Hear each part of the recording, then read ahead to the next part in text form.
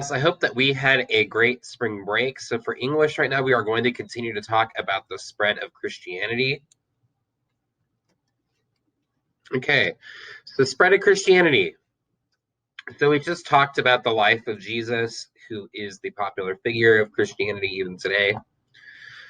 So following the death of Jesus, the apostles and other disciples, they spread Jesus' message and established Christian communities.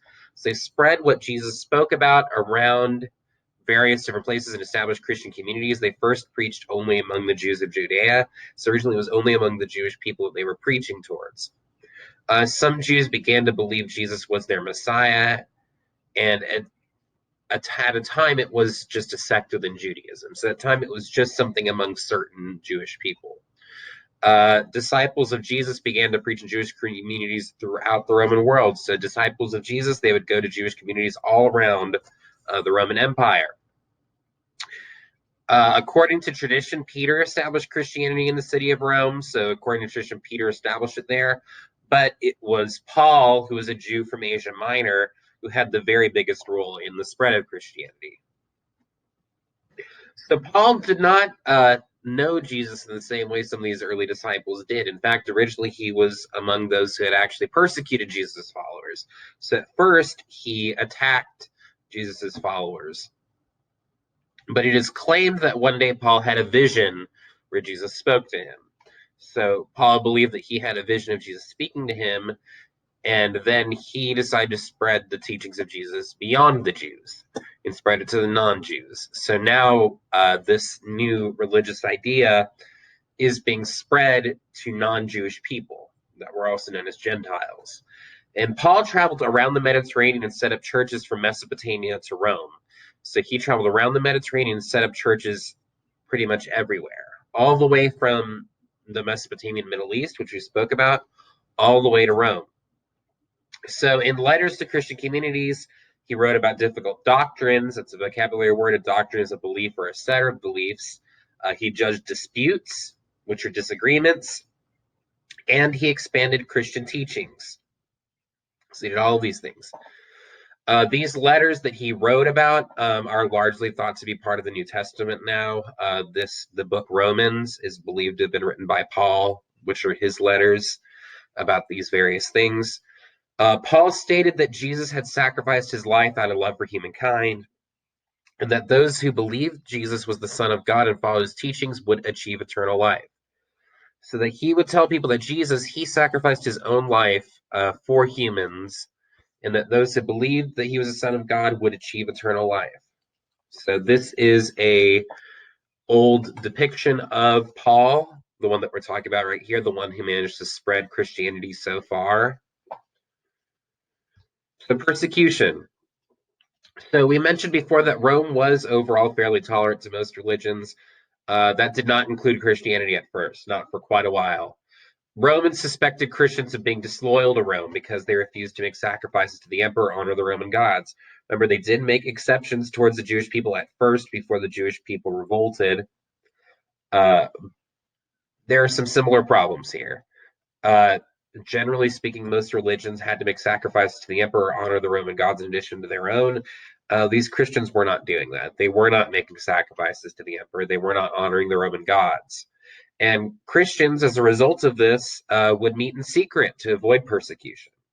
But when they met in secret, there were rumors that were spread that they were actually engaging in evil practices, that they weren't doing what they were saying they were doing. And then there were Roman rulers like Nero who would blame Christians for various problems. And over the very first few centuries of existing, thousands of Christians became martyrs. That's another vocabulary word for you guys. A martyr is a person that dies for their beliefs. So in the first few centuries of Christianity existing, that thousands of Christians ended up dying for their beliefs. And according to tradition, both Peter and Paul were killed in Rome during the reign of Nero. We mentioned Nero before. He was the one who was accused of burning Rome. Whether that he did or didn't do that is still up for debate. But during the reign of Nero, Nero did persecute quite a lot of Christians, and both Peter and Paul were killed in Rome during that period of time. Here is a statue of Emperor Nero. I believe that you guys have seen this one before. So why was Christianity having so much appeal in the Roman Empire? So even though it was attacked, Christianity continued to spread in Rome. There are a lot of reasons why this happened. One of the reasons is that the teachings of Jesus welcomed all people. In particular, the poor and the oppressed. People found a lot of comfort in the message of love, equality, human dignity, and the promise of a better life beyond the grave. These are all things that seem very appealing to a lot of people in that period of time. That you are loved, you are equal, you are dignified as a human, and if you believe in Jesus, you will have an even better life than you have now when you die. As they did their work, Christian missionaries like Paul added ideas from Plato. We talked about Plato, the Stoics. Marcus Aurelius was a Stoic, and other Greek thinkers to Jesus' message. And a lot of educated Romans were attracted to a religion that had the discipline of Greek philosophy in it. Remember, we talked about the interconnectedness of the Roman Empire before, guys, their roads, their bridges. This also made it a lot easier for Christianity to spread because of this unity. The Christians were able to travel along Roman roads and across the Mediterranean Sea in order to preach the message of Jesus and Christianity. And these early Christian documents were usually written in Greek or Latin, which are languages many people in the empire understood. Remember, Greek is, of course, the language of the Greeks. Latin was the language of the Romans. So they wrote these documents in languages that people could understand all across Rome. So how did this persecution of the Christians eventually end? The persecution of Christians ended in CE or AD 313 when the Emperor Constantine issued the Edict of Milan. So what did the Edict of Milan do? It granted freedom of worship to all citizens of the Roman Empire. So that included Christians. So freedom of worship to all citizens under Rome, Christians included.